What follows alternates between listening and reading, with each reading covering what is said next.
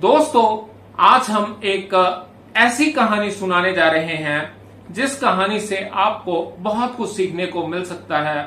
और कई बार कुछ कहानियां ऐसी होती हैं जो दिल को छू लेती हैं और बहुत कुछ सिखा देती हैं। दोस्तों, इस कहानी को जरूर सुनना और आगे शेयर भी करना। एक जंगल था, उस जंगल में एक सबसे शक्तिशाली जानवर का चुनाव करना था। जो जंगल के सभी जानवर थे वो इकट्ठे हो जाते हैं, जैसे हाथी, घोड़ा, भालू, शेर, चीता, लंगूर, सभी जो जानवर थे वो इकट्ठे हो जाते हैं। और जो छोटे जानवर हैं वो भी आ जाते हैं, जैसे चूहा, गिलहरी, कछुआ, चींटी, ये भी एक साइड में बैठ जाते हैं। तो सबसे पहले जो शेर है वो उठता है, वो बोलता है, देखो जंगल का जो राजा है वो तो मैं ही हूं ना, तो सबसे शक्तिशाली भी मैं ही हुआ।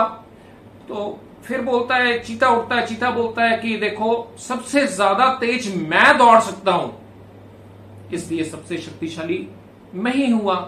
अब बंदर उठता है, बंदर बोलता है, देखो एक पेड़ से दूसरे पेड़ पर, तीसरे पर मैं ऐसे छलांग लगा लगा करके आगे जा सकता हूं, आप में से कोई नहीं जा सकता, तो सबसे शक्तिशाली जानवर मैं ही हुआ।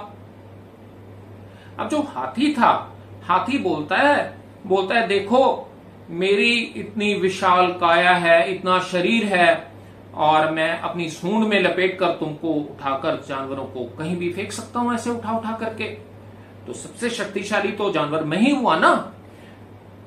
तो जो छोटे जानवर थे, जैसे गिलहरी, चूहा, चींटी, खरगोश, ये सब साइड में होकर के बैठ करके ये सारी चीजें देख रहे होते हैं, क्योंकि इनका तो भाई कहीं नंबर आने वाला होता नहीं शक्तिशाली जानवरों में। अब क्या होता है, सबसे शक्तिशाली जानवर जो है वो हाथी को चुन लिया जाता है। अब हाथी जो है उसमें एक घमंड आ जाता है, और वो घमंड की वजह से जब भी रास्ते से जाता है तो वो कभी किसी जानवर को ऐसे अपनी पीठ मार जाता है, कभी किसी को साइड मार देता है, कभी किसी को अपनी सूंड में लपेट कर फेंक देता है।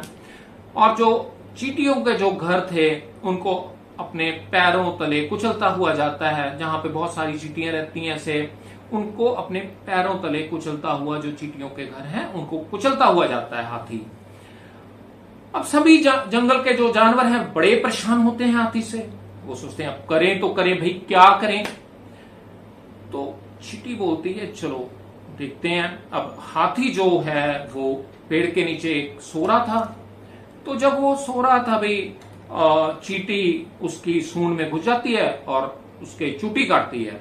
अब जब सूंड के अंदर घुस के उसको चूटी काटती है, हाथी कभी यहां दौड़ता है, कभी वहां दौड़ता है, इस पेड़ में टक्कर मारता है, कभी उस पेड़ में टक्कर मारता है। हाथी बड़ा परेशान, अब करूं तो भाई करूं क्या। अब वहां से जो सूंड के अंदर से चींटी आवाज देती है हाथी को, अब बता सबसे शक्तिशाली जानवर कौन है।